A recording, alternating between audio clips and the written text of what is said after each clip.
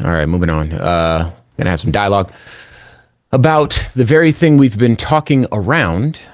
How the Fox News host said the government should just kill homeless people. Crazy. All right.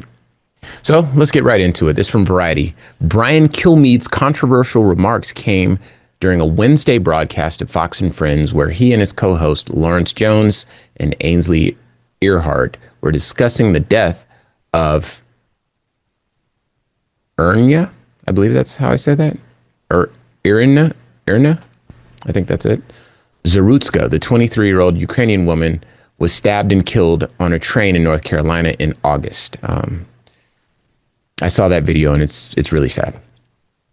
According to CNN, the assailant, DeCarlos Brown, had a record of mental illness and multiple former convictions. Lawrence first claimed that a lot of homeless people don't want to take the government programs and don't want to get the help. He suggested that the only solution for homeless people refusing government assistance is for them to get locked up in jail. Kilmeade then added, or involuntary lethal injections or something. Just kill them, unquote. I know how this has been going. We should note before we get started that he subsequently apologized, but I want to make sure that I give you the floor and a wide berth here to share your thoughts, because you actually brought this to my attention, Q.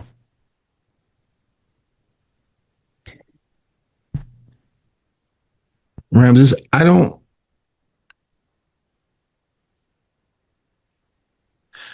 was going to clap back on this story. Yeah, I remember you said that. But I'm not allowed to be as upset on these airwaves as I am in real life, yeah. In my person right now. Yeah. Because these are the same people asking for us to be solemn in solidarity in the mourning of one of their colleagues, one of the people who they agree with, one of the people who hates the same people they hate, one of the people who sows division, who's made millions off of that division, who's made millions off of demonizing and dehumanizing everyone who doesn't look, love, and think like he does. We were supposed to all, in solidarity, be respectful and reverent and mourning the death of a single person. These same people, without hesitation, without a regret in the world, throw out ideas like, yeah, let's involuntarily kill all of our homeless. And like I did mention in my clapback, when people on quote unquote our side of the aisle are even critical of people on their side, they get fired. Even when they're telling the truth. But they get to mention things like, yeah, just kill everybody. No one bats an eye. No one loses their job. No one even suggests anything. No pushback from the decent people sitting on the show with him, who I'm sure are mothers and fathers and have children, because, you have to say that about the right when they do something despicable. As if they're the only people who have license to being parents and having children. As if they're the only person that have license to being cared about or being shown some empathy. The same people on the same network, on the same show, would suggest we just kill hundreds of thousands of people for the crime of being poor.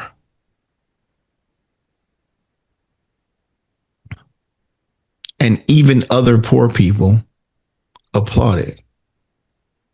Even people who are one emergency, one setback, one missed paycheck away from being in the same circumstances, they vote for it.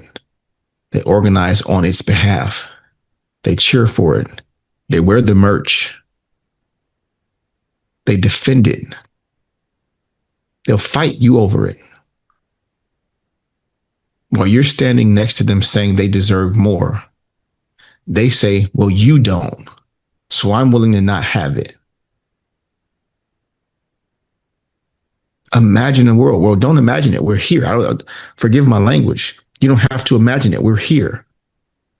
We're right-wing, quote unquote, journalists, TV show hosts, broadcasters can get on the air and suggest in a serious tone that we should involuntarily kill fellow citizens, again, for the crime of being poor. Yeah. But when one of theirs is killed for sowing division and hate, they demand that we all solemnly and in solidarity show reverence, perform sadness, and perform morality. This is a very, very sick time and a very, very sick place for us to be. I think that you're more right than you know. So, for folks that caught the first part of the show, we were talking about how the right is just so angry.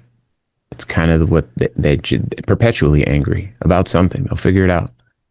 And this is like something that's very consistent with the MAGA, like, I guess, philosophy or culture. I suppose culture is probably a better word. Because as soon as the Charlie Kirk thing, before anybody found anything out about who actually did it, these people were champing at the bit, waiting. Something's got to set this civil war off so we can get out there and kill us some libs. And, we got the guns and we got, this is kind of what they're on. And they're angry and they're going to go, and all these people have relatives and, they industries that are in blue states and all this sort of stuff that prop up all of these like poor places around the country that don't really have their stuff together, where all the education is awful and all that sort of stuff, right? But nope, they want that war, right? And they're just waiting, angry, and it sets them off, right? And we're talking about this guy right here. Look, man, just lethal injection, involuntary lethal injection. Just get rid. Now, this is something that's important to me and Q. Q and I, for 10 years, we had a 501c3. We put on an event every month called #LunchBag, and we actually went out and fed the homeless. We galvanized the community because we're on the radio, so we get to say, hey, folks, come down, meet us at Monarch Theater and Bar Smith, and we're going to package some lunches and go in, and some hygiene kits, et cetera, and go and distribute them.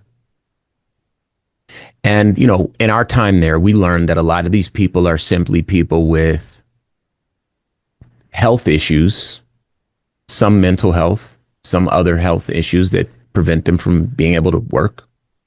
Some of them are on the spectrum and their caretaker passed away and they can't take care of themselves. So now they're wandering the streets. I've heard it said more than once that the United States prison industrial complex is the largest mental health facility in the country. And that's just a shame, because people that can't get their healthcare needs met because they don't have the resources, because despite what this black man said on this show, making resources available to people who cannot learn about them, cannot access them, you got to do more. And I want to share this too. Gavin Newsom said something super potent, just for everybody that walks past homeless people and turns their nose up at them. Gavin Newsom quoted Proverbs 21:13. Whoever closes his ear to the cry of the poor will himself call out and not be answered. I'm going to share another quote from the Statue of Liberty. Give me your tired, your poor, your huddled masses yearning to breathe free. That's from the Statue of Liberty. Okay. And then I want to let folks know just how many homeless people there are. Because if you live in a densely populated area, you might think there's a lot of homeless people, whatever. Watch this. In 2024, this is the highest it's ever been, by the way. In 2024, about 0.23% of the U.S. population, or 771,480 people, experience homelessness on a single night, representing a significant increase from previous years. This is the highest number recorded since data collection began, with rates varying by state. So this is a fixable problem. and one that requires empathy and people to be humane. And it does not have space for that MAGA anger. All right, let's move on.